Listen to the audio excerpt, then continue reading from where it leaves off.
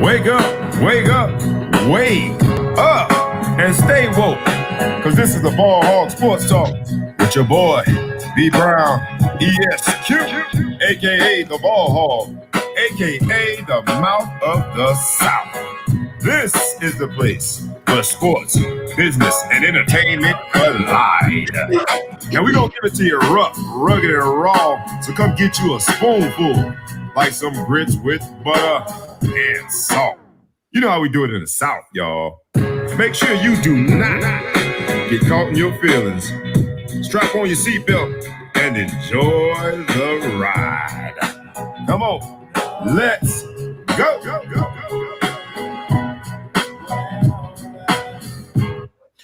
What's up, y'all? You know what it is. It's the Ball Hog Sports Talk with your boy, B Brown, ESQ, a.k.a. the Ball Hog, a.k.a. the Mouth of the South, a.k.a. Mr. Excessive Celebration. I'm here on this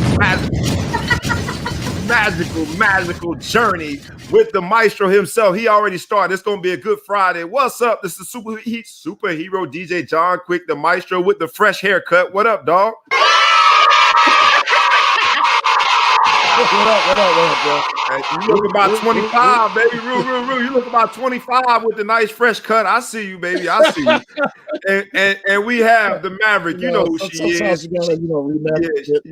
I like it. You know who she is. She's the Maverick. She is Miss Majestic Maya. She has never found a word that she ain't willing to share, and she gonna share it this morning. What's up, Miss Majestic Maya? How you doing this morning? I'm all good. How are you? Good. Doing fabulous, y'all. We about to hop right in, man, because we have to start, unfortunately, with a moment of silence. You know, whenever we lose one of our people in the community that has left a mark, that had an imprint and impact on all of us, we like to, at least at the Ball Hog Sports Talk, acknowledge the work that they did, acknowledge the imprint that they left. And so this morning, unfortunately, we're going to have to do that.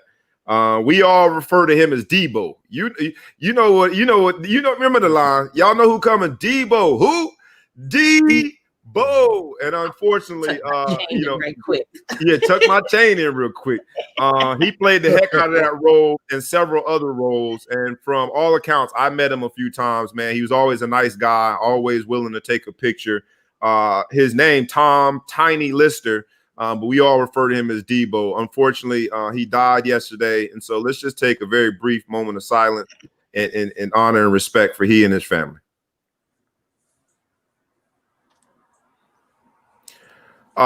It's unfortunate, man. It really is unfortunate that so many people in 2020, man, it's been the year of, oh gosh, you don't want to complain, but I mean, it seemed like it started with Kobe and now we all the way at Deebo. It's just so many people that we've lost, so many people in between those two.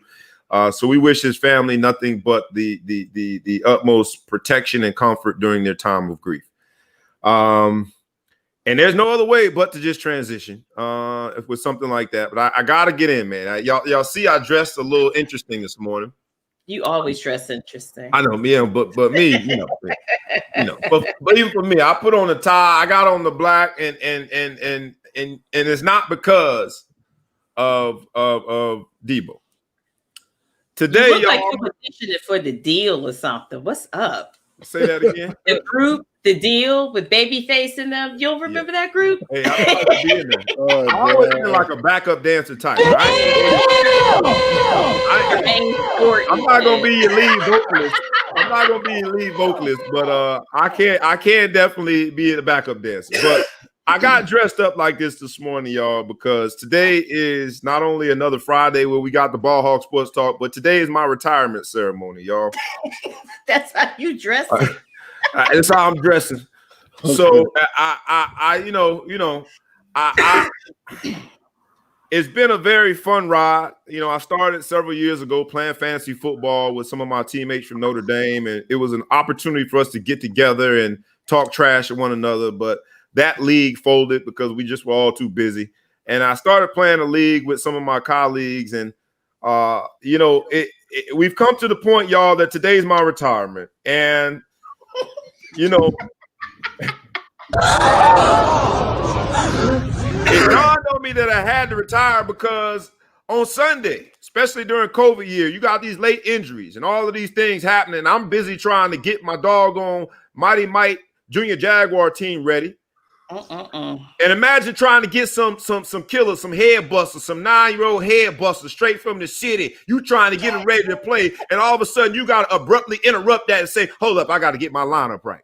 It's just something not gangster about that. You got to check all week about who hurt and all of these things, man. And so long story short, man, I'm sick of it. I'm hanging up the cleats. I'm hanging up the changing up the drafts and all of the draft night. Let me show you this year for draft night. They had it on a night where I was doing football practice. Again, I'm getting some head busters ready. And I was like, hey, y'all, hold on. I got to leave early because I got a fantasy football draft. Today is the last day. I'm hanging it up. Every time you look at who wins, it's some goofy little dorky dude from IT who wins the fantasy league. I'm sick of it, and I'm retiring. I am done. And on the way out, analytics, baby, analytics. These cyber nerds messing up all the leagues. Want to talk football with me. Here, I'm a dude that played at the top high school in the country, played at Notre Dame, played in the NFL, and y'all winning. I'm done. It's rigged. It's a game that is not made for true ballers. I'm done. They're not winning at life. You got to give them something. Most of these guys are under 5'6". They're balding. It's just they have to buy twat. Let them have something. And look, right on time. Hold on. She said right on time. My man Scott Bibb, who I went to law school with. That's crazy. My man Scott Bibb, who I went to law school with. He calls me and have these fantasy football conversations. He's really good at it. He happens to be, I won't say he's 5'6", but he maybe 5'5". He thought I was more taller than that, didn't he? But he's good at fantasy football. Wow. I'm done. Here's my retirement. I'm out of here. And now I want to just leave fantasy football. All the years, all the memories, all the money that I spent, the time that I spent, all of the emotions of you almost got a game won, and then some random person go catch a touchdown and they ain't caught a touchdown all year and you lose. Here's my parting gift, fantasy. Where you see that's my parting gift for fantasy football. I'm on the bigger and better. We're divorced. I'm done with you. And now, with that, we got a missing link today, y'all. Hopefully y'all can appreciate my retirement day for fantasy football. But when you divorce something, when you're out of one relationship, you should be looking for the next, man. And the guy that we have coming on is a friend of mine from college. He's an entrepreneur. He's got some great things going on. So you guys just pardon my retirement, but welcome to the Ball Hog Sports Talk. Our missing link, none other than John Murphy. Y'all welcome him to the Ball Hog Sports Talk, y'all. Hey, John. What's up, guys? Murph, dog. What up, Murph? Man, Murph. It's a nice, beautiful Friday in Kentucky. Get rid of that Red Sox jersey in the background. I like that. You let them know where your alliance stand. You let them know where your alliance stand. I like the Notre Dame hat. I love the vest because the vest is something that I just divorced fantasy football. I'm done. I retired. I hung up the cleats. There is no longer this weird interaction when I'm amongst wolves on Sunday getting ready to play where I say, hey, I got to go change my lineup. That just don't work. Don't work in my line of business. I'm getting wolves ready, baby. So instead, I'm looking for something new. And for you, I know that you have a great business, and I want you to tell everybody about it. But I'm going to get right to the point. Why is the game that you have created, why is it more fun than other fantasy sports? Because I just divorced fantasy football. I'm looking for something new. Tell me what you got, Murph, dog. This is the hottest new chick in town right here. Okay, okay. It's imagine fantasy football, but apply that to horse racing. So all you really got to do is select 10 horses from one particular track on one particular day. Okay. And part of the reason this is better than fantasy football from our perspective, there's no better action in all of sports betting than horse racing. Right? It's the single best action that exists. It's 1 minute to 2 minutes of pure adrenaline. Watching your horse come out of the pack and win a race, one of the most exhilarating feelings in sports betting. I do all kinds of sports betting. The problem as far has been there's really not a good format for horse betting for a lot of people, particularly novices, right? They go to the track, they try to read a form, it's confusing as hell. They don't know how to handicap, it's overwhelming. They throw down $50, they lose the race, they say that was the dumbest $50 I ever spent. Right. The beauty of this game is that you're not out after one race, right? You think about the fantasy format. You're getting points down to 5th place in every race you have a horse entered.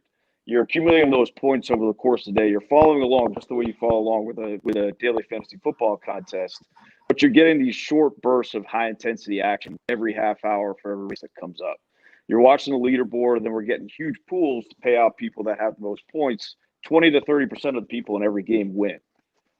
So, for instance, this weekend we're hosting a game. It's a $20,000 guaranteed pool. First place in the game is going to get about $8,500. You say how much? How many thousands? 20,000. 20,000 guaranteed.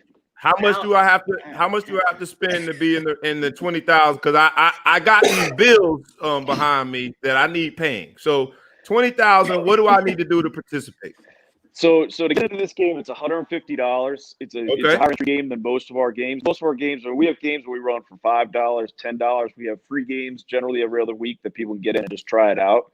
Yep. Generally for the free games, we'll give away $500, $1,000, but we've given away $15,000 for a free in the past. Wait. Hold on. I can't count. Right, so let's pause for the moment. Let's pause for the moment. Let's tell everybody, because I didn't introduce it well. I introduced you well. But the business itself, because you got my ear now, bro. Y'all gave away 15,000. What's the name of the app? It's an app. It's an app, correct? Yeah, the game is all played on the app. It's on iOS. It's on Android. It's called Stable Duel. So you can download the app now. Stable Duel. So kind of like just 2 words: stable and duel. DUL. Yep. So like, okay, I got it. Because you Stable Duel. Stable like horse stable duel. Stable Duel. 1 word. Okay. Download the app, and then we be good to go.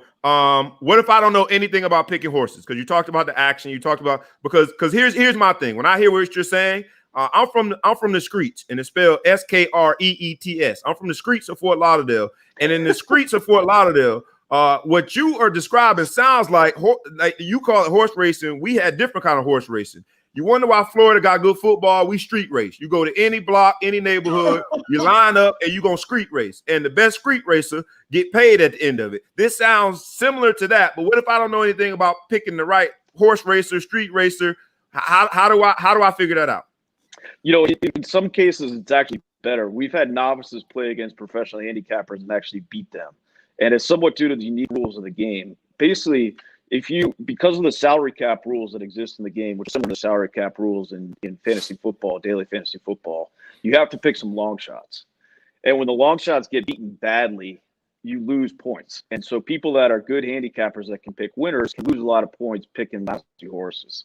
And so there's some randomness to the game, but the real beauty of it is, like, if you look at DraftKings or FanDuel, for instance, in the football and basketball games, there's so many big money guys in those games that just run algorithms through the games and can crunch all the data, crunch all the stats, and basically just blow the average guy out of the water. The beauty of this is that we have cheap $5,000 horses running in some of the early races, which count from a point perspective the same as $1 million horses that are running in stakes races. So it gives an opportunity for everyone to pick horses that win. And frankly, when we have a lot of people that play that have never won any money betting horse racing, what they realize is that when they pick 10 horses from a card for an entire day, they end up picking 3 or 4 winners. They never would have realized that if they had been at the track, because they would have quit after 1 or 2 races. But you start to see, and if you look at the stats that we have in the app, we have speed stats in the app, we have risk stats in the app, we have value stats in the app. You can use those as general guides to kind of pick good horses without knowing anything. Just right. Pick the best speed, the best value, the lowest risk, and you'll get some winners. And I think once people start to get that feeling. No, I like the idea of winners. I like the idea of money. And Me too. I love the idea of money. So what I want to do is, because I like the idea of money, I really do. I looked the thing up and I saw a hashtag, play race win. Is that like because I want to participate this weekend, and I want to come back to our audience and let them know how I did, because I don't know anything about horse racing.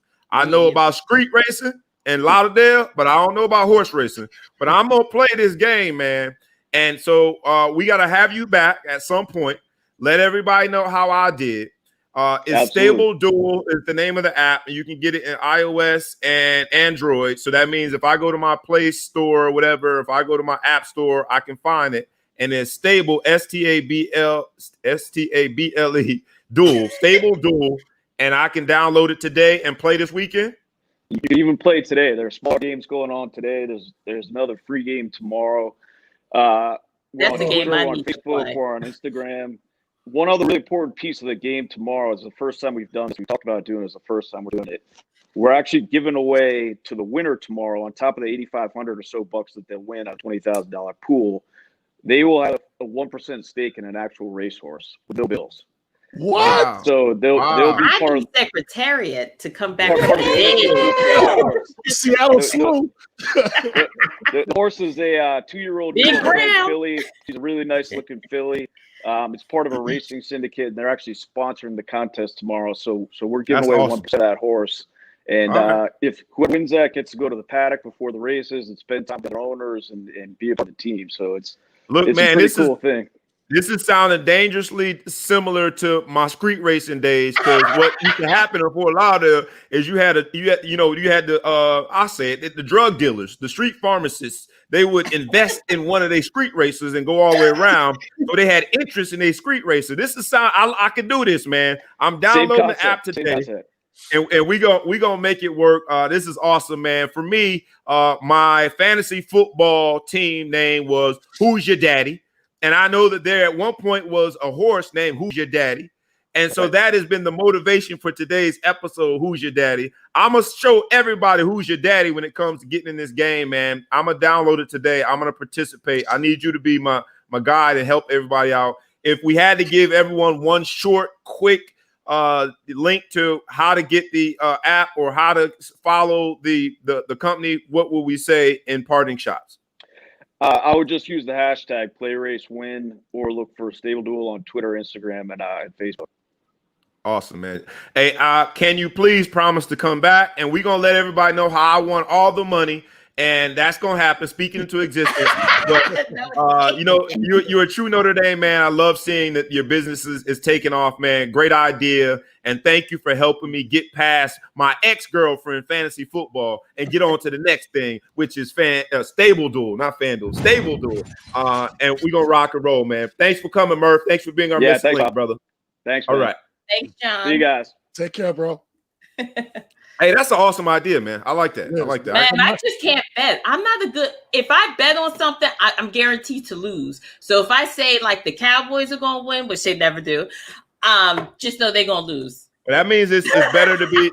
That probably means it's better to be random. Then the randomness of it is what I like, and I got sick of like the dorky cornball aspect of fantasy football. It makes you watch football differently. Like I can't even watch it and enjoy the game because I'm too busy worried about whether or not the kicker is going to get an opportunity to get a field goal versus an extra point, right? That difference of 2 points is just a dorky way to watch the game. Anyway, I like this whole idea of Stable Duel, so I'm going to participate. I'll let you guys know how I do. If I bring home the 20,000, baby, the Ball Hog Sports Talk, we get new microphones, we get new headphones. Hey, I can't afford John Quick's t-shirt line, but I'll do something else. I don't know. Speaking of t-shirt line, Weirdo XL is from my high school classmate. Shout out Shakir Williams. Weirdo XL, I like it.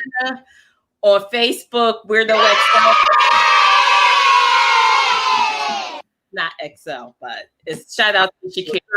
The name of the brand. I like it. And superhero DJ John Quick. While I you never cease to amaze me. I don't know too many bros that have their own sweater, bro. And it ain't ugly. That's prominent, bro. That's marketing for real right there, bro. I love it, dog. Great sweater. Great sweater. It's officially the holiday season, man. And so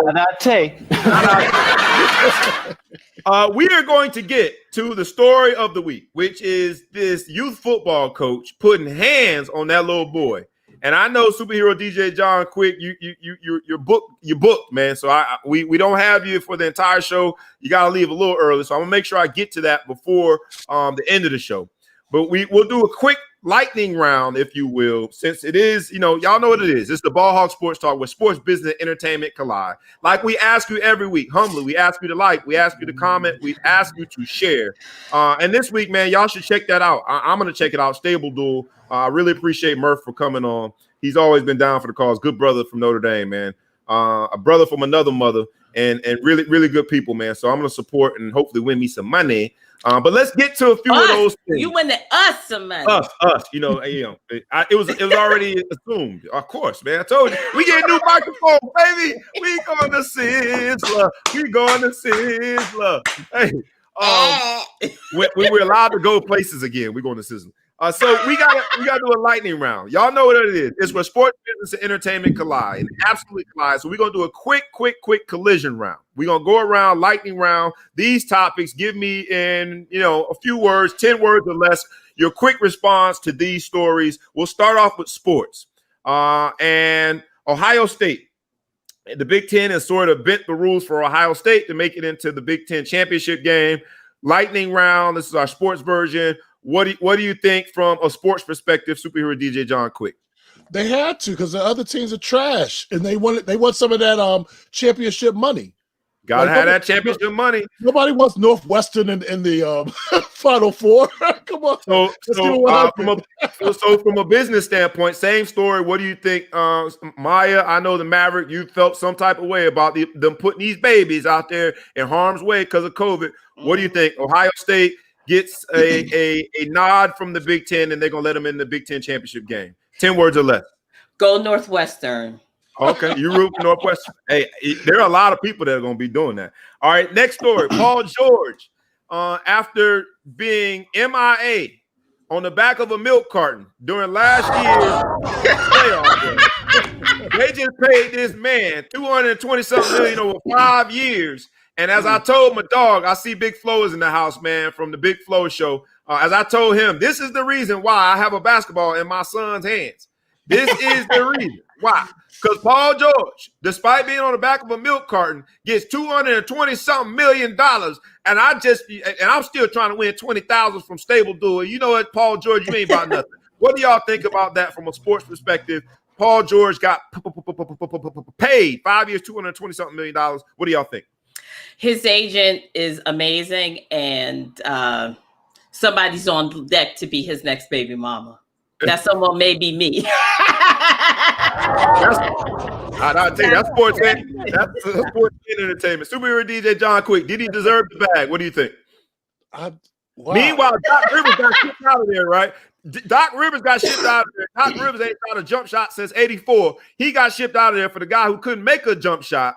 Paul George got paid $200-something million. What do you think? Superhero DJ John Quick. Like Maya said, his agent is Harry Houdini because that he had the most trash Game 7 I've ever seen from a so-called superstar. And he was playoff. He was pandemic P in the playoffs. So it was terrible, bro. No, he was trash, man. Trash. You got his bag. He got his bag. So I'm not. So let's play the Love Boat. Love Boat. What's not the Love Boat? The what's the show? I can't think of the name of the show that the music comes from. What's that show? There it is. The Price is Right. The Price is Right. I call it the Love Boat. The price is wrong. The price is wrong. The price is absolutely not right. He's the second highest paid player ever. I believe now, which is crazy to me. Paul George, chipless Paul George, no chip, and not even close.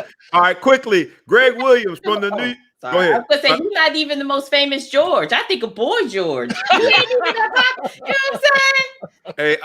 Hey, no shade. Maybe a little bit of shade, but that's just how he played in Game 6 and Game 7. Boy George with the big boots on, Doc Martens on.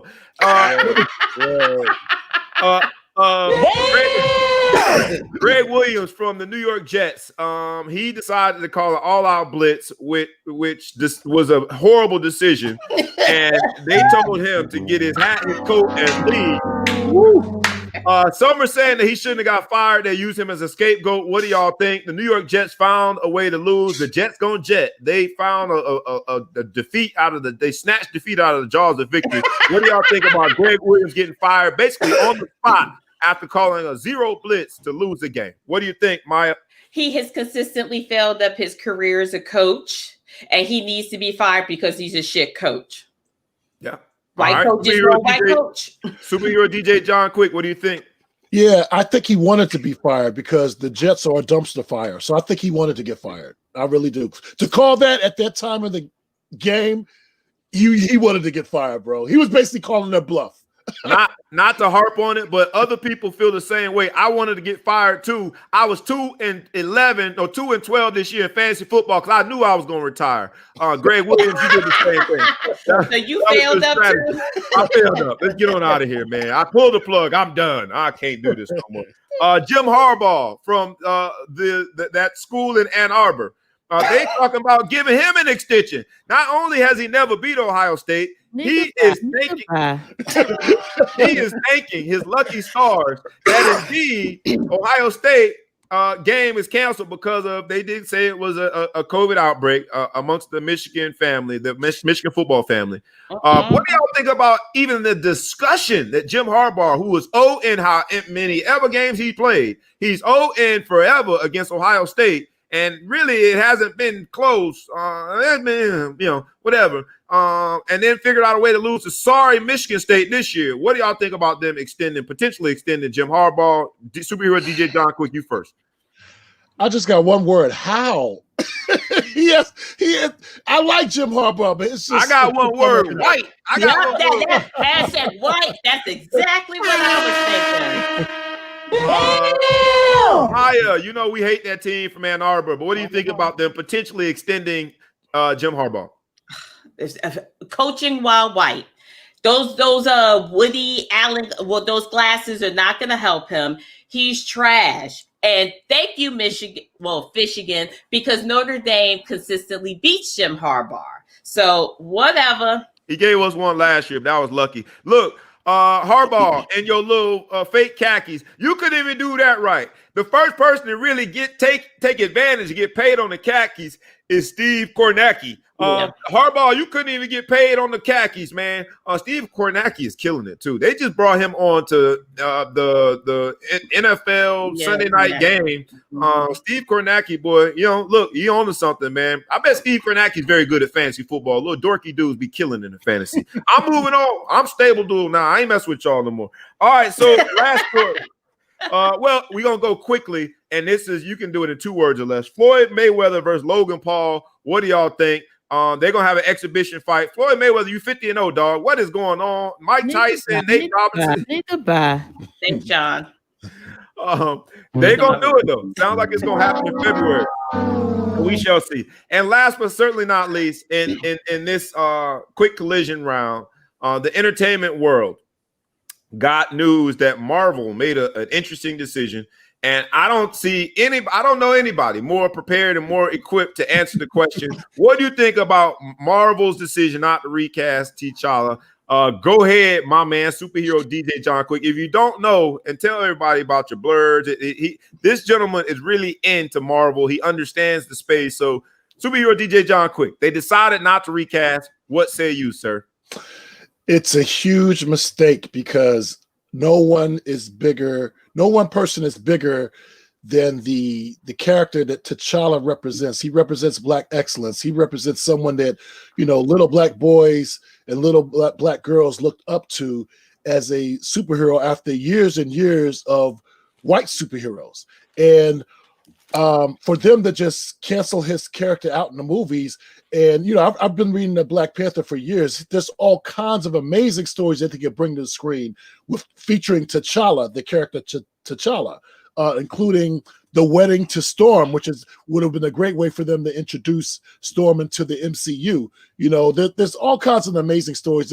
The Battle of Namor, you know what I'm saying? But all that to say is we're not going to get none of those because you want to cancel the character out. And I get it. You think you're trying to be respectful for Chadwick, but I know Chadwick, he's even said he understood the overall just, phenomenal size of this character in terms of the Black and brown community. You know what I'm saying? So I just think they're making a terrible mistake, and they need to recast the characters. Nobody's Chadwick Boseman, but there are other quality actors out there that could do that role. So I agree, man. And like I said, I defer to you. Everything Marvel. And one word, that is an entertainment segment and a half. Great perspective, brother. It'd be interesting. I don't know why they made the decision, man, but something tells me that they need more brothers in the room to advise. Yeah. And so I know that you have taken new roles and been doing things in that space, but somebody needs to call you, brother, and be in the room when those decisions are being made. And I'm not just saying that because you're 1/3 of the Ball Hog Sports Talk, but you know the space, man. You know the space. Yeah, man. It's really sad, man, because we all saw the cultural impact Black Panther had. You can't just cancel our hero out. I get it, man. Like I was hurt. I was in tears when I heard about Chadwick. I get it, but Chadwick has said over and over he never understood the power of the Black Panther until he, got the role and started seeing the reaction to, from fandom. And it was crazy. So, yeah, I think they're making a grave mistake in that area, man. And hold up. And it's not like they, think about these other movies, Superman, Batman, Spy. How many different iterations of the character have we had of those? Right on time, man. My man. Come on. Yeah. Look, man, it's one of those things that, what's your saying, Maya? Don't pee on me and tell me it's raining. Don't piss on my leg and tell me it's raining. That's what it feels like, man. This feels like you're telling us it's raining. So, all right, last entertainment topic. I said we were into the collision round, but last one. Just tell me in one word. What do you think? You saw the trailer. I posted it. American Skin. Spike Lee directing the movie. We have Nate Parker acting in it. It's basically, and my caption was, ain't no fun when the rabbit got a gun too. I'm not going to give the plot away and give anything away, but what do y'all think about American Skin? I'll start with you, superhero DJ John quick. Hold up, man. Hold on. Let me get on the I got to get it all in, bro. Like, where's my, here we go. Get a bomb in there too. Right. Bro, that trailer had me hyped, bro. Yeah, hype. Trailer had me hyped and looking at online for firearms. Yeah, it was powerful. Hey yo, I grew up in the era of musical genius down in Miami with Luke Skywalker and Two Live Crew. You remember them? Musical genius. Yes, I love and remember they said the First Amendment, it includes me as well. And I say that to say the Second Amendment includes us as well. This movie about being a legal firearm carrier, gun owner, and protecting yourself, man. It gave me chills. Maya, you saw the trailer. What do you think? Yes, I'd like to tell Republicans, Democrats buy guns too. Mm-hmm. Also, it is very nice to see Nate Parker wrote, directed, and acts in it. It is nice to see him get back into the forefront because the way Birth of a Nation was destroyed and didn't get its press, the just press, because of some wackadoo said that whatever the fuck, and she's dead, so whatever, we're going to leave her where she is. Right. It's nice to see this Black man come back to the forefront because he is incredibly talented, and it needs to be out there. So I'm happy for Nate Parker. I don't care the fact that his wife is white, but I'm happy for this. Oh, you made an exception. You must really like him because you go in. You know what? Roman Polanski, Woody Allen. These are fucking scumbucket, racist, nasty rapists, and Hollywood still applauds them. But let a Black man jaywalk, please. Word. Shout out to Nate Parker. So on one end of the spectrum is jaywalking in terms of criminality. On the other end of the spectrum is what I posted with this youth football coach. I'm going to pause here before we get into this topic. Please like, please comment, please share. Please tag someone if you know that they have weighed in on this topic about this youth football coach. It's been a very prominent story. The video has been shown all over social media. Even now it's made major network news. The gentleman did a formal apology and all that stuff. So if you know anyone or if you are really interested in this topic, I promise you things about to get juicy, y'all. Superhero DJ John Quick, I know we got you only for a few more minutes, so you gotta go save the world, but I gotta get your opinion on this. And I promise you, like, comment, share, go ahead and tag somebody because it's about to get hot in here, y'all. Superhero DJ John Quick, the maestro himself, the Maverick, Miss Majestic Maya. I know you guys have seen.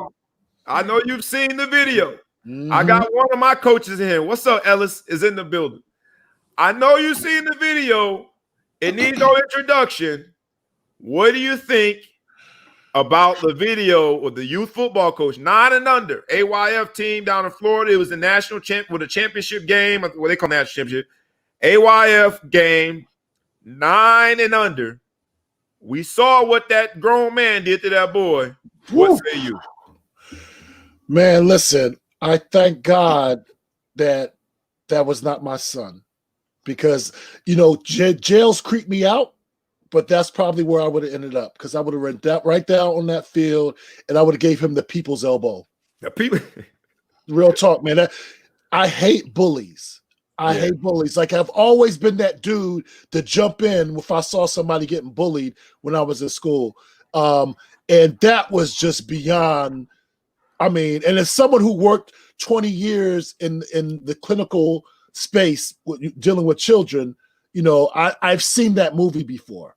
And bro, like, I'm getting emotional just talking about that. Like, that little kid, whether we want to believe it or not, he's going to be traumatized by this, whether he wants to admit it or not right now. He probably doesn't even understand, but trust me, he's going to grow up with some real, even though that coach apologized, like, come on, man. It's a whole different era. There's a weak apology, too. Yeah. So I'm just glad that wasn't my child, man, because, I would have reached down and I would have pulled out his stomach muscle out of his mouth. Like, it would have been some old, straight up, like, exactly. Like, listen. Mortal Kombat. It would have been like this, bro.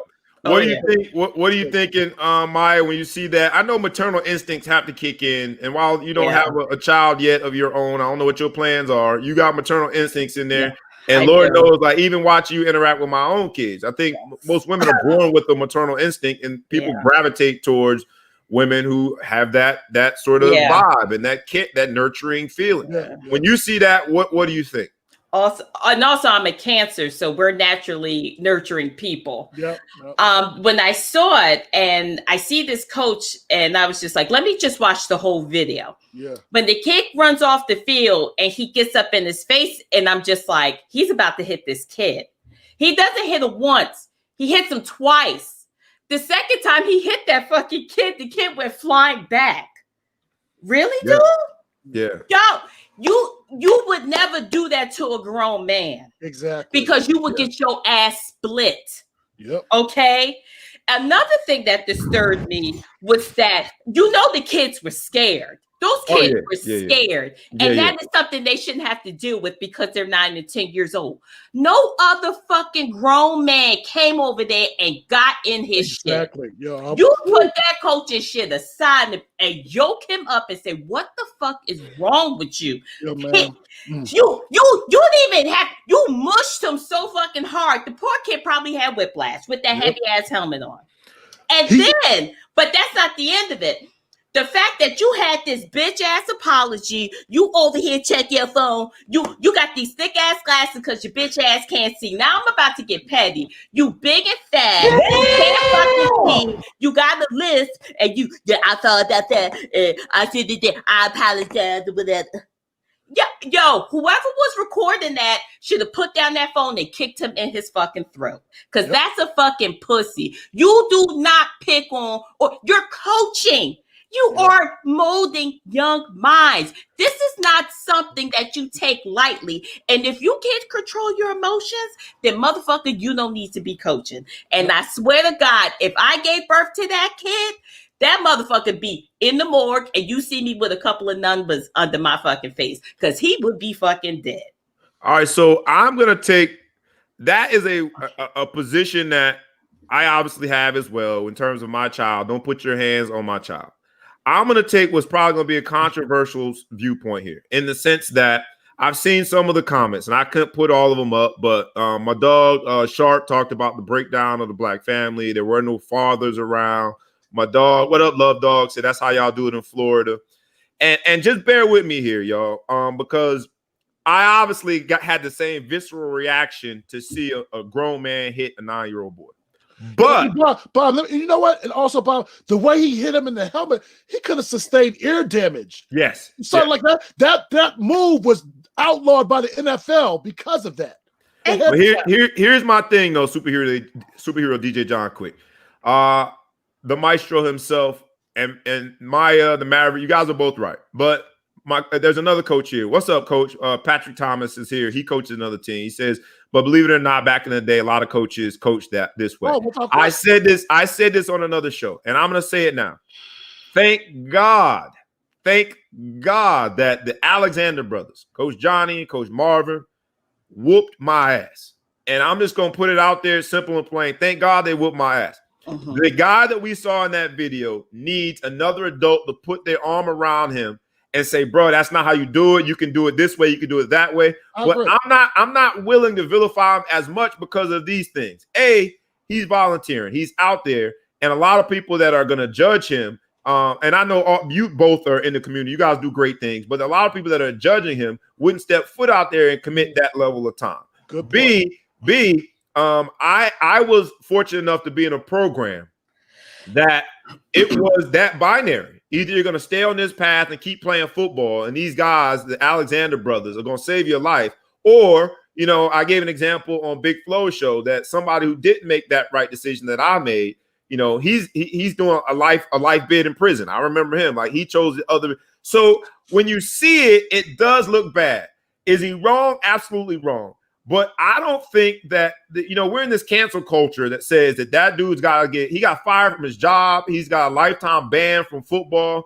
And that's where I think that we just went a little too far. Was he wrong? Absolutely, unequivocally, he was wrong. But, and the big but is, look at the makeup of that team. I'm just making the comparison to the team that I grew up in. I'm making the comparison to the team that I coach now. There aren't a ton of fathers at those parks, at some of those parks. At the one I am now, East Orange is much better than the one I grew up in. Things are getting better. The black man is back in the family. And even when they're not in the family, the nuclear family, a lot of those dads were still coming to the park and watching their kids, although they weren't with mom anymore. Is there a breakdown of black family? Undeniably. But I think that there is also more responsibility that black men are taking.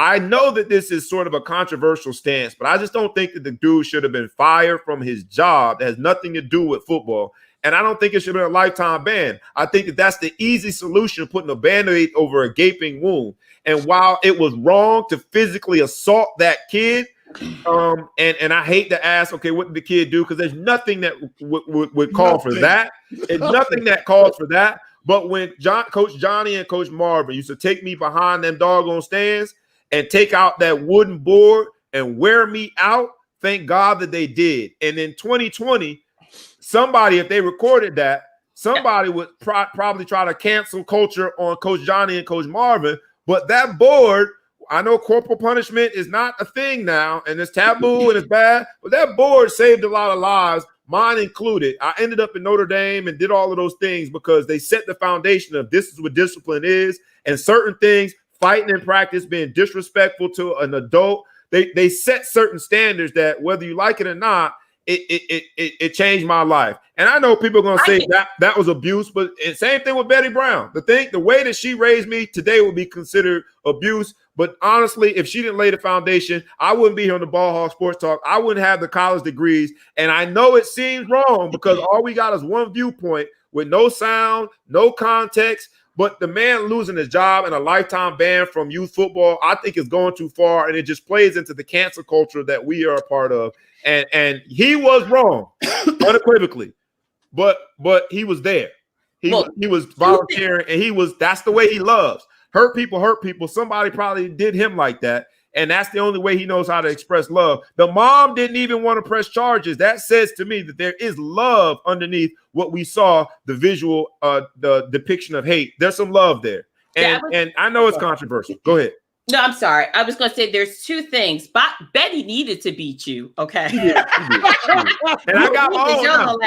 I got that. Hey, get mad at me if you want to. But what happens in this house, I'm saving the world from what Thatcher could be, because Thatcher ain't nothing but a little me. I got my God. And also, Betty's your mom. Yeah. Betty Brown's my mom. Yeah. That's not. Yeah, apples and oranges. Very different. Very different. Yep. But hey, I'll say that, Maya. I'll let you speak. I'm sorry, but I'll say this, John, the coach, the youth coach for a lot of these kids is their father figure. Yeah, That's the father figure that they have. Oh, I know. Come on, bro. You know, I know. Yeah. But, So go ahead, Maya. Sorry. Go ahead. I'm sorry, but so damn, this is another segue. So just because that's the only male in their life, they're supposed to accept abuse as that's the picture of black men? No, that's the wrong message you're sending to these young men. There are two things that stand out to me, and this is why he probably got fired. But leave race out of it, because if it was a white coach, he would have got the same fucking penalty. Yep. One, it was caught on camera. If you gonna do fuck shit, do it outside of the lens of a camera, because if you get caught, that's on you.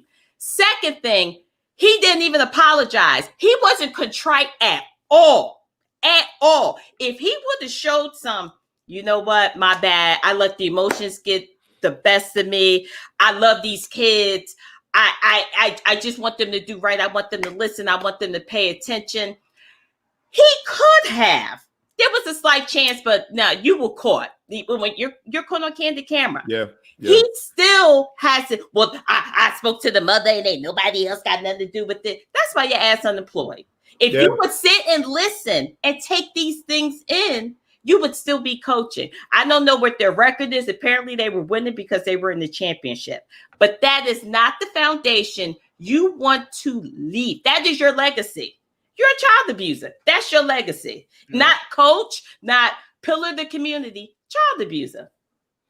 Yeah. All right. Well, look. Bob, go ahead. Bob, and also, you have to remember, like you said, you know, a lot of these coaches, you know, are the father figure to a lot of these kids. Is that how you want your son to grow up thinking this is okay? Like, no, I don't. You know, this is you have to, like, that's why I admire the way you carry yourself around your kids. Like, you won't even curse around your kids. Right. I admire the way you carry yourself. And so, yeah, it's great that you're volunteering, but make sure you are in an emotional space that you are able to deal with young people, because young people are very impressionable. And if your mental health is not right, and this is he obviously has an anger management issue. Absolutely. That he never dealt with, because as black men, you know, we are taught to, oh, you don't need no therapy, man, deal with it, you know, put your big boy pants on, things of that nature. Right. No, black people need therapy. I know white folks, they brag about their therapists. You know what I'm saying? No, let me tell you something. When I worked in the clinical field, and my white bosses, they would send me into black homes like I was Jerry Maguire. You know what I'm saying? Like, literally, to sell parents on mental health for their children. It was crazy, but I knew how to do it. Yeah, I don't feel sorry for him losing his job, because bro, I mean, I get emotional on these things, because, you know, I've worked with kids for so long, and I've seen the damage that toxic parents can do to their kids. Yep. Right. And for him to do that to that kid, man, I don't care if he lost his job. He's a grown-ass man. He should have dealt with those issues before he stepped on that field to be with those kids. And great, he volunteered, but you wasn't ready, bruh. You wasn't ready. So I gotta agree with you there. Here's what all I'm saying is that it's easy to vilify someone when we catch that on camera. I just think that grown man. And look, I see it too. Like, I'm in the community, East Orange. We play teams that I ain't gonna say we play a bunch of teams that in other cities. I ain't gonna call out no specific coach, but I saw a coach flat out curse a kid out on the field this year, and it was in a community where that type of language is accepted. And what I said to the young man, I was like, "Coach, chill out." And I said to the young man, "Hey, keep playing, man." Like, it was my way of interjecting myself into the situation. All I'm saying is, whether it be the coach that I coached against that's using abusive language, or the coach that we saw on that film that was captured, that brother needs a grown man like myself, or someone that's got the training like you to put their arm around it. Like, look, man, there's other ways to show love. There's other ways to discipline someone. I agree, Bob. That's all I'm saying. He needs the therapy that we're talking about. Yeah. And I just don't know. I don't know if vilifying them is going to really get to the problem, the root of the problem. He don't need to be coaching. Sorry. But look how many adults were there. No one said anything. The referees, the other coaches, the other parents. That's an environment that has been embraced by those people. Yeah. And so, and I'll give say one other thing that might not be a popular statement, but the fact that they've accepted it means that brother is probably doing something for those kids that maybe his father, his uncles, his cousins just cannot do, and they've accepted that. They're conditioned to take it. They are conditioned to believe that this is the way men are supposed to treat children. You have to break generational curses. You don't get brownie points for suffering. Maya Angelou said it best. When you know better, you do better. You do not put your hands on nobody's kids. Period. Let me pause for the cause. Let me just pause for the cause and be respectful. Superhero DJ John Quick, I know you got to get out of here, bro. Thanks for another great show and your input. I love your response to Marvel. They got to get you in the room, dog. They got to get you in the room. Drop that bomb. Have a good weekend, bro. We got one more. We got one more great topic. And the maestro, although he's taking off, the Maverick and the MC, we gonna go ahead and take over. And for this last segment, because this is a great segue. For this last segment, we're gonna bring in who I think is a phenomenal dad, who happens to be a sports dad. And, for some strange reason, I find all these great men in a particular organization called Omega Psi Phi Fraternity Incorporated. He happens to be one of the brothers. Please welcome our missing link, Dr. Rashawn Adams, a guest that needs no introduction. Welcome back, dog. What's up, bro? We don't have any sound effects. Sorry. Yeah, no sound. Hey. Yeah. Just a cough. No sound effects, but we gonna still get it in, baby. I love the hat. What's up, bro? Thank you. I know you've been in the green room listening to a lot of this. I know that your son was youth football. He ascended the ranks of youth football. I'll give you the last word on the coach before we move to the next topic. So real quick, I posted a link of a 2014 or 2016 study about the involvement of Black fathers. And I think, you said a couple of things that I'm just going to have to sort of empirically kind of disagree with you on. Go ahead, team. And the facts and the statistics are there that Black fathers are the most active and engaged of all minority and non-minority fathers, whether they are in the home or not.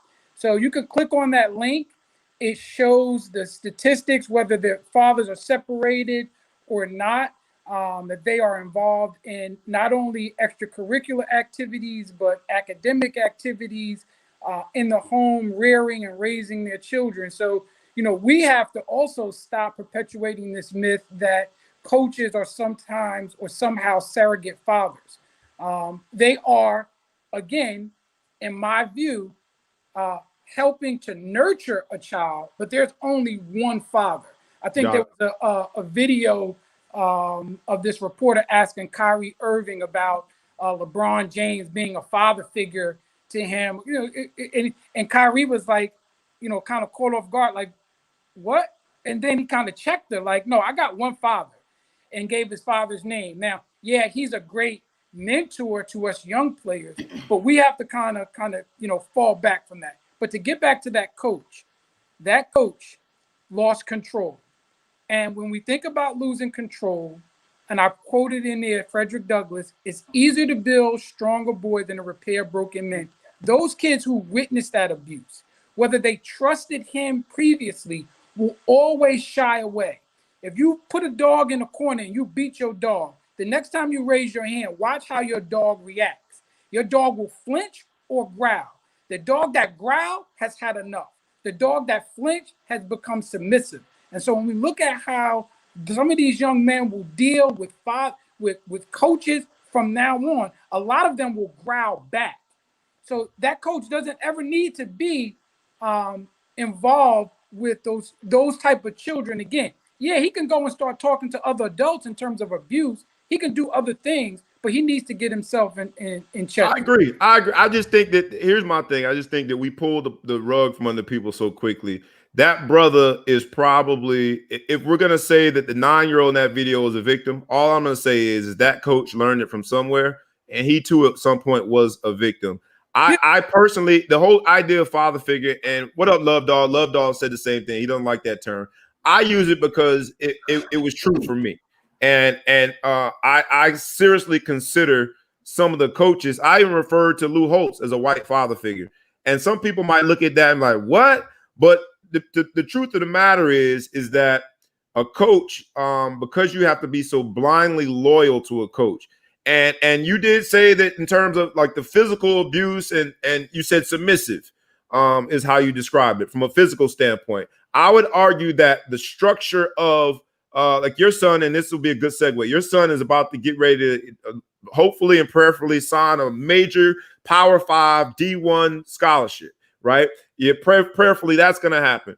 The system itself has a lot of people submissive because, you know, you've got, while this particular coach was dangling the threat of hitting someone, this child, the system itself, when you are part of that whole collegiate football thing, says that, you know, if you don't do what we ask you to do, we're going to take your scholarship. You lose the opportunity. You don't have a pathway to the NFL. So there's this implicit condition of submissiveness that all of us had to sort of play our role in. Now, with, again, the invention of technology, like we saw a few times this year, players caught their coaches saying things that were not very politically correct and got the coaches fired. There's a lot more power that the players have because of technology, but the condition of submissiveness is still there because they've got the carrot to dangle. Whereas, you know, and I love what Deion Sanders is doing at Jackson State. Until there's more opportunities outside that structure, that paradigm where there's a white man, there's a white coach, a white athletic director, a campus that's 96% white, like, until it changes, there is this implicit condition that also has a level of submissiveness that players have to succumb to. And that's just the reality of it. And I think that coach, while he went too far, I am not saying that he was right. He went too far, exclamation point. I would have loved to just put my arm around the brother and said, in that moment, you probably should have taken a step back, walked around the field and done other things. I just hate to see someone who's willing to go out there and avail himself to all the critics and all of the issues related to youth football being eliminated for a life ban. He's a lifetime ban. When the truth of the matter is, it was a struggle to get some coaches. And these parents, you know, in this day and age in 2020, they want to poke their chest out. I had a mom who I love, absolutely love, got upset with one of my coaches because he made contact with her son in a demonstration talking about tackling technique. I had a father that wanted to fight one of my other coaches because the coach ran over and stopped the fight. This particular father's child was in a fight. The coach ran over and broke up the fight and pulled the kid out of the fight, right? And I'm looking like, y'all don't understand just how hard it was. The two coaches I'm talking about are successful beyond measure in terms of their careers. I got these coaches out here volunteering in East Orange, and that's how y'all acting. And so that's why I'm too far in it to really appreciate how bad it is. Sorry. I get your sympathy for him, Bob, because you're in the throes of it. Yep. But at the end of the day, you cannot put your hands on me. We spoke about abuse the last show. You put your hands on me. It's we gonna be fighting in bars. You cannot do that. And as a coach, that's a certain positions carry certain weight. That's right. Why 45 is just literally a piece of shit. He's a representative and he does not do his job. It's not held in high regard. And he's literally making a mockery out of something that's held in high esteem. Period. As a coach, I don't care how poor you are. I don't give a shit. If you're coaching these children and you're showing them right from wrong, you're showing them that if you lose your composure and hit someone, it's okay. Because those kids didn't see anybody come in and help that young man. Right. All right. Look, we gonna let it stay there. I'll say this because my man Scott Bibbs says I would literally murder a dude if you hit your son twice like that. It depends, man, because Betty Brown, who loved me more than anybody else on this earth, I think, you know, a mother's love is like none other. She basically gave Coach Johnny Alexander and Coach Marvin Alexander a permission slip. But she knew that if there was corporal punishment as a disciplinary measure that was going to be used, that they were going to do it in a way that was out of love, do it in a healthy way that was going to teach me a lesson, and that they were going to embrace me in a way that was like a father. And so she gave them the permission to do it. I haven't met that coach yet that I would give an absolute, well, I've got some basketball coaches. Things have changed, man. You can't do it in 2020. And that's where he messed up. You You're can't do it. supposed to evolve. I'm sorry, Rashawn. I think Go ahead. we're all getting to the same point. What was done previously in my generation and yours, we've evolved. We know that is no longer, condoned. That's no longer applicable. That's no longer right. And if you know better, you do better. And sometimes an old paradigm will lead. Those coaches should have been disciplined too, but it was at a time period where it was condoned. However, we're now in 2020, right? We're now know the impact of physical and emotional abuse. And, he has to deal with that. He has to deal with it as a grown man for his actions. Period. I'm with it. And look, for all the people who are weighing in on it, we appreciate it. Again, we ask you always humbly to like, to comment, to share. Bazemore, I like it. He didn't accept it when Bobby Knight did. He's not accepted from this coach as well. Love Dog talked about Woody Hayes. But Woody Hayes, they allowed him to do it. It was a different era at that point. Look, it's not I just hate seeing it, man. It's like we're airing our dirty laundry because this black coach with these black kids, it's like we got to air our dirty laundry in front of America. I just wish it could have been handled without it necessarily being national news. I wish the brother well. He can move on and get another job, and I think someone at some point will allow him to coach again. But most importantly, I hope the kid is not scarred from it, and we'll continue playing football. With that, because the premise to that was these kids potentially without the father figure. I'll say basically this, that the other side of it is the next part of this show, and it's for fathers who are involved, and that's why we have Dr. Adams here again, because he's absolutely involved. And although I want you to post, if you will, I'll get to it. I want you to post some things related to your son. But the way we're setting up this particular aspect of the show is I want to make a comparative analysis of two fathers, sports dads from California. One dad just let the process play out. Didn't say much, let his kids go up the AAU ranks. They became basketball greats, played at Power 5 schools, and all three of his sons are in the NBA. Another dad took a very different approach. He was all in the Kool-Aid. He used social media. He did a bunch of self-promoting. And everybody and anybody who would listen heard the story about his sons. And all three of his sons, as of today, are in the NBA. The first story is about the Holiday brothers. The second story is about the Ball brothers. Two very involved, active dads, still married to their wives, two-parent households, took very different approaches. And so this part of the show, I just want to talk about Daddy Ball, being involved. The episode is called Who's Your Daddy? And in this case, right, the Holidays has Sean Holiday. That's their daddy. But the Balls got LeVar Ball. That's their daddy. Two very different approaches. You as a father that's going through it now, for those of you who don't know, Dr. Adams, his son is now Ryan is going to be a junior at St. Peter's Prep, which at some point was number 5, number 6 in the country. He's at a premier prep football program, getting recruited, and all signs say that he's going to be a D1 signee and play cornerback or safety on the next level.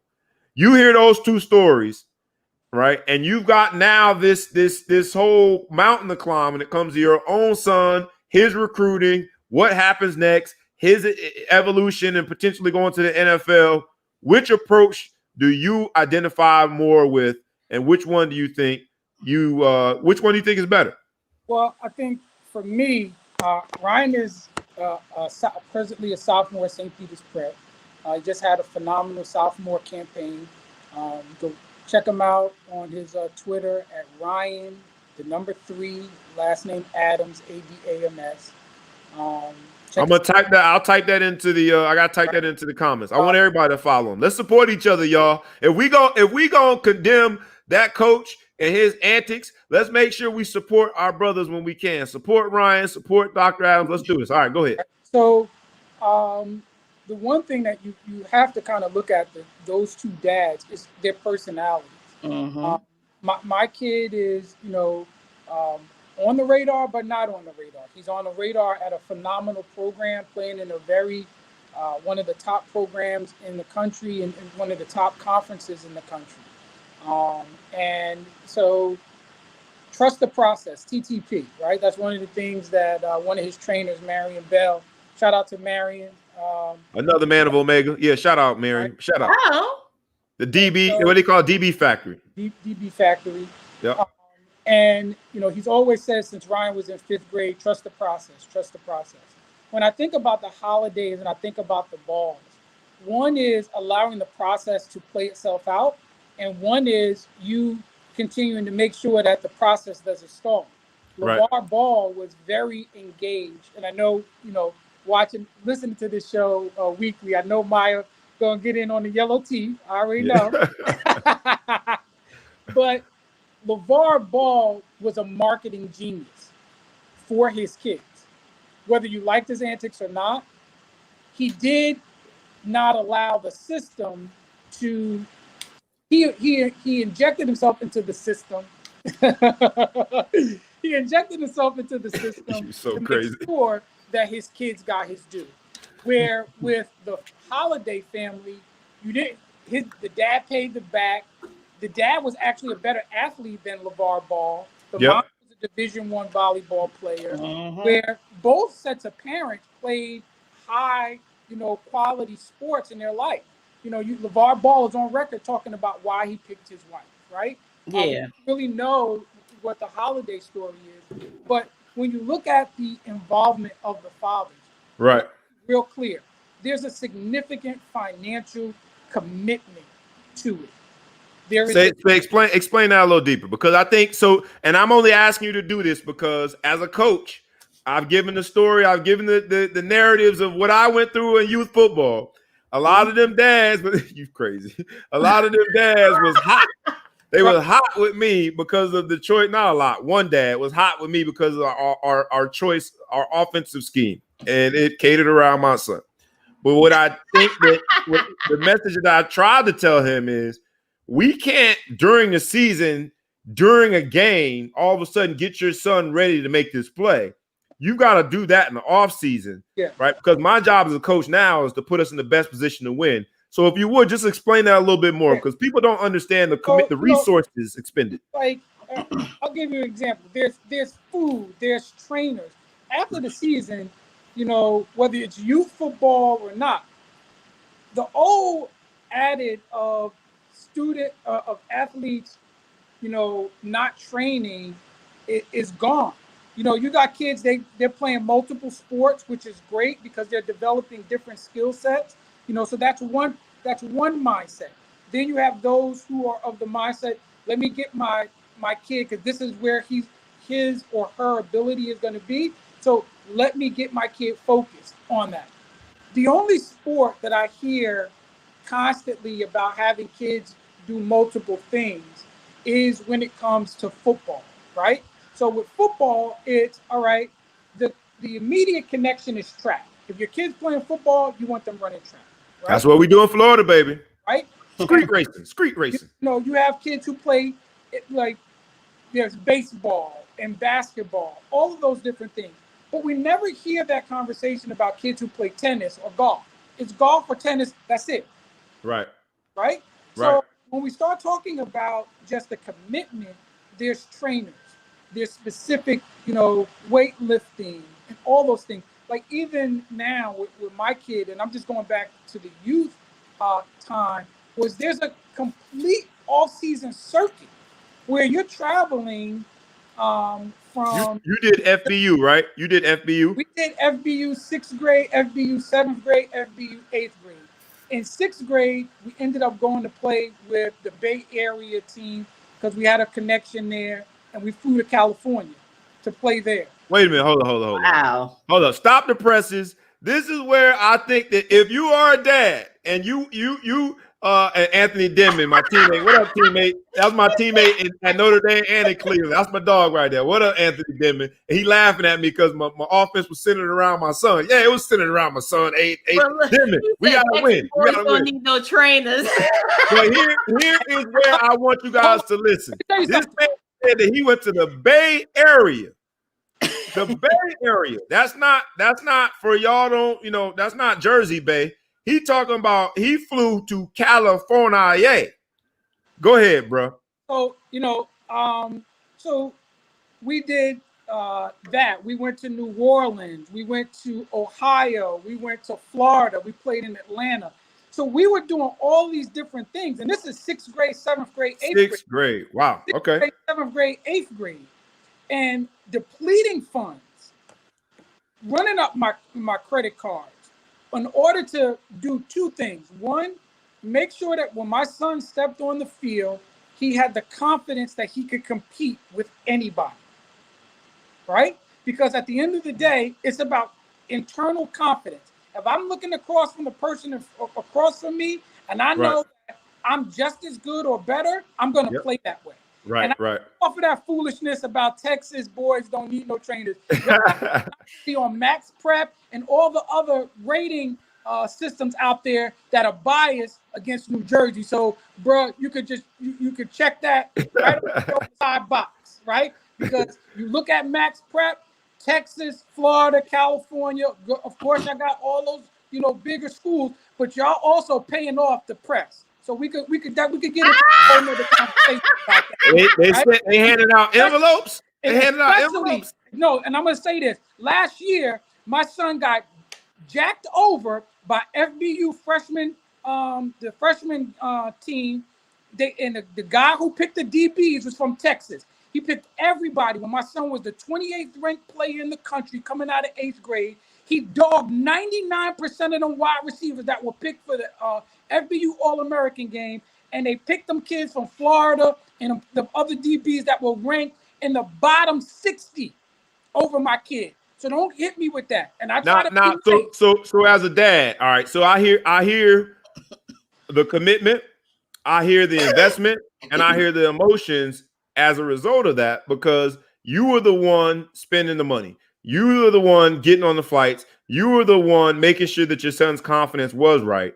And now fast forward and they have those rankings. Right. And so here's the thing.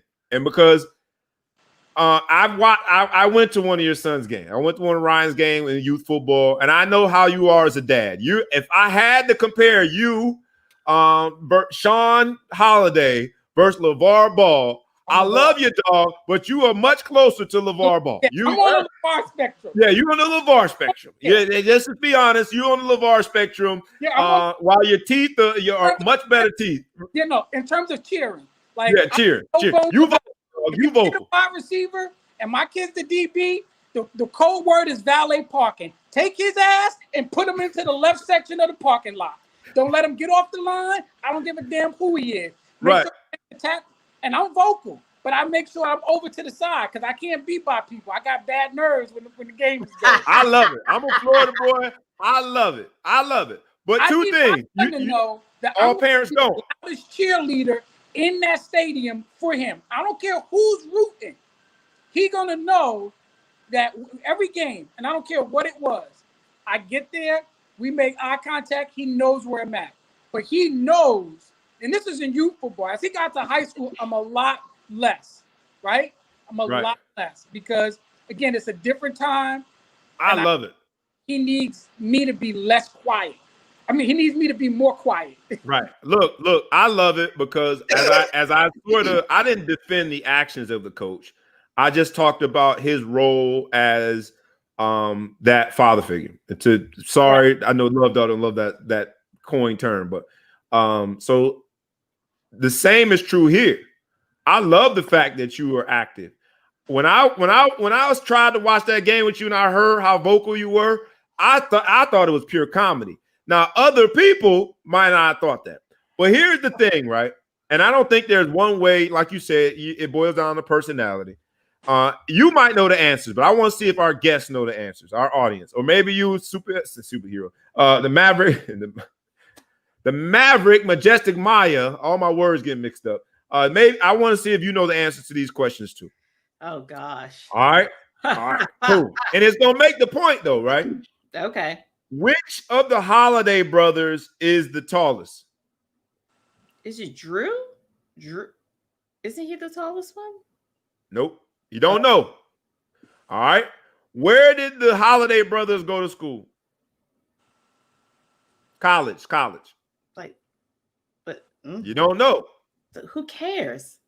Right? That's the one overlap they have, the Holidays and the Balls. Two of them went to UCLA.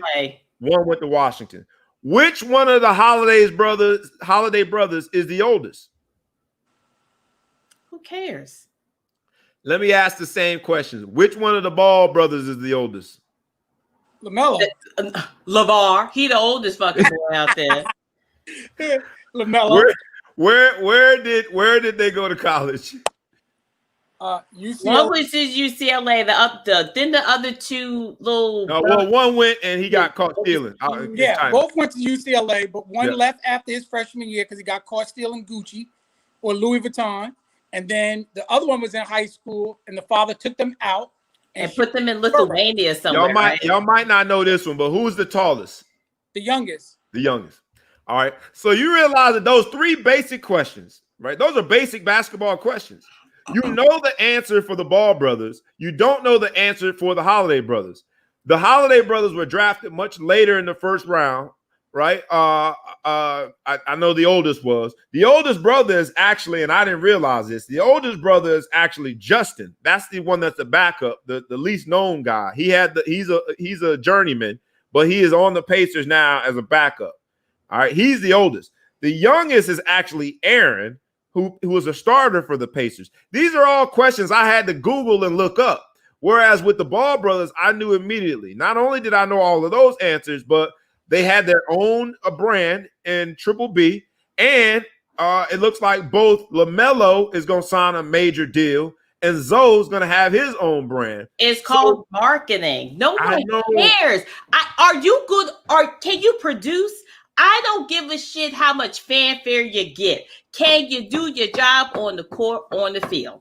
Your great play should speak for itself. You don't need somebody with yellow ass teeth and a bullhorn to get attention. There's a huge difference. But there's a payoff to it, Maya. It says to me, this little quick study, this little light examination says there's a payoff to it. And while LeVar's teeth are absolutely yellow, while he is annoying, LeVar Ball has a TV show, Ball in the Family, where we know his wife's name, Tina. Despite the fact that she had a stroke, she struggles with her speech, everybody knows Tina's name. You don't know what Sean Holiday's wife's name is. You didn't even know Mr. Holiday's name was Sean. And so I just think there's a payoff to it, and it's an interesting way with technology, with more exposure, more platforms and social media. I think that the Ball route, and dare I say the Dr. Adams route, is the way to go, because if you ain't gonna love and advocate and market your kid, then who is? Who is? I mean, so there's a commitment when you look at both of those families. And just to kind of get back to it, there's no halfway in, halfway out. But there is in front of the public and behind the scenes. And right. I think where with LeVar, he ensured that he had 2 top 5 picks, where with the Holidays, his kid, one is a journeyman, again, great. The Ball kid, he signed with the Pistons. Again, he might be a journeyman, but 2 out of 3 are.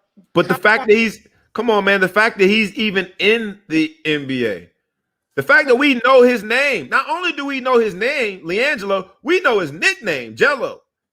Like, that's the one that, to me, that's the example of why taking the more forceful marketing route is the way to go as a dad. I'm far away from it. You're in the throes of it. But it's just interesting, man. So when you start dealing now with like high school coaches and the high school piece, you really have to have a good relationship with the coaches at the school.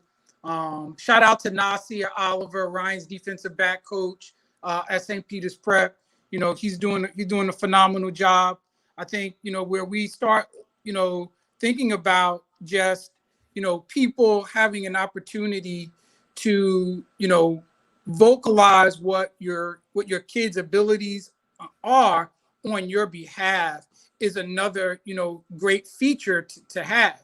Right. I think where as a parent at a certain time you want to fall back and allow not to overstep your bounds, but also not to let your kid become undertaken or overtaken by their humility, right? And so you want your kid to be humble. You want to be, you know, humble in your approach, but sometimes you have to be that vocal mouthpiece about your kid because nobody's going to know.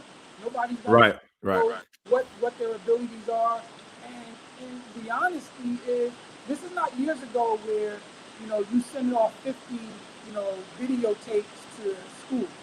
Right. The technology has changed, right? You got to go right to Huddle. You got to go to Twitter. Your sound's a little bit muted now, bro. Your sound was better a second ago. Whatever adjustment you made. Okay. Yeah. So Perfect. Much better. All right. So at the end of the day, you really want to make sure that your kid is on these social media platforms, particularly Twitter. My son has an active Twitter page. Again, Ryan, the number 3 Adams, where he posts, you know, his highlights and stuff like that. Could you post the highlight reel in here? Is it YouTube or Huddle? Yeah, he has a YouTube one, and his Huddle is on there. So here. I want everybody, if you like football, check it out, share it with people, because this is also a part of the process. The connectivity of our networks, I want to make sure we use them. You've been not only an amazing guest, but a repeat amazing guest. We talked about in the youth football story about how some of the fathers aren't at the park, and while it's been overblown, but you have been at the park. And so I want to make sure that we are living our creed and we support the dads that are trying to do what's best for their child. And so that's kind of it, man. I know that you know, we're kind of long, but I wanted everyone to get a feel for the two different approaches when it comes to daddy ball. Who's your daddy and how are they involved in your evolution as an athlete? What I'm going to do, I'm going to try to share it to you, Bobby. Got it. If you share it, I'll just put it in the comment section. But I want people to check it out. I happen to know I've seen him up close and personal. Before I endorse anybody, I gotta see it. I gotta kick the tires and make sure the kid can play. Not only can he play, he's getting some of the best training, like we talked about at DB Factory with Marion Bell and there at St. Peter's Prep. But he's a gym rat. He works hard. He's committed to the craft. And so at any point, if I see a young man that's committed to the craft, and I met Ryan when he was probably 11 years old, but anytime I see somebody committed to their craft, I'm gonna show love to him, man. And so you know, look, man, shouts out to you for all the work that you're doing. Let me see if I can share it. Shout out to you and all the work that you are doing there. Let's see if I can copy it. Copy link address. Yes. All right. Shout out to all the work that you're doing with your son, man. Enjoy the process because it goes quick. It goes very quick. So don't ever blink, man, because it'll be over before you know it. Take full advantage, man, because all the people who are judging you for being vocal at games, because you be yelling in people's ears, cheering for your son, or the people that are judging you for making sure that your son goes viral and sending those videos around, they don't have the investment that you have. They weren't on those flights. They didn't spend the dollars to make sure that he got the training he needed. So shout out to you, man. I just wanted to say that. Shout out to you. Yeah, and just real quick, as you tee him up, the one that's from YouTube is actually just videos that I took of him from the games that aren't on his Huddle. So some of you'll see some of the clips. It's about 8 minutes long, and it's just really kind of highlighting different aspect of him as a defensive back. And then the Huddle is his sophomore season's highlights that were actually on Huddle. Last question, man, and we're gonna get out of here for the day. Because my man Denman says, "Am I recruiting his son?" NCAA. I don't care about no NC, A or A. I ain't worried about them. They don't run my life no more. I'm a free man. Let's get him to Notre Dame. He's the type of young man we would want at Notre Dame. A great young man, great student, great player, hard worker. He's the type of young man we would want at Notre Dame. But here's the question, man, and I don't know if you need to phone a friend and ask him, but 3rd and 9, game on the line. I'm out there, baby, and I need them 9 yards, man. Who gonna win, me or Ryan? That's all I'm asking. You lost. Yeah, You lost. It's over. He ain't got a chance. First of all, you in your 40s, bro. Yeah. He said it's over. Hey, all I know is I can guarantee that before we run the route, I'm gonna hear you over there yelling, "Get him, Ryan! Let's lock him down, right?" What you say? Valet parking. Valet parking. Hey, no, it's awesome to have you on, man. It's good to see what you're doing as a father, man. Godspeed to you and Ryan. We will definitely support him. We're gonna be following him, man. I love this show. It is the highlight of my Friday, whether I'm at work or wherever.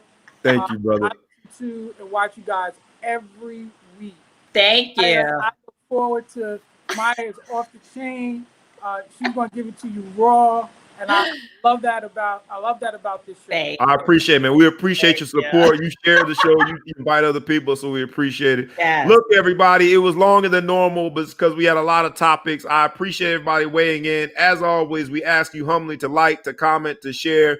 We are still with the maestro. Excuse me, the maestro is not here. We are still with the Maverick. Miss Majestic Maya is in the building. She doing work calls and everything, and still is on the feed. Love it. Thank you, my sister. And we got the dad of the year. Cold. I know, right? We got the dad of the year, man, as our missing link. We had, if you don't remember, Stable Duel. Make sure you download the app, y'all. I'm going to win me some money this week, and we're going to upgrade the Ball Hog Sports Talk. That is our show for the week. Enjoy y'all weekend, y'all. Love everybody around you. Love life because it ain't promised. And again, rest in peace to our guy, Deebo, Mr. Tiny Lister. Peace. All right. What chain?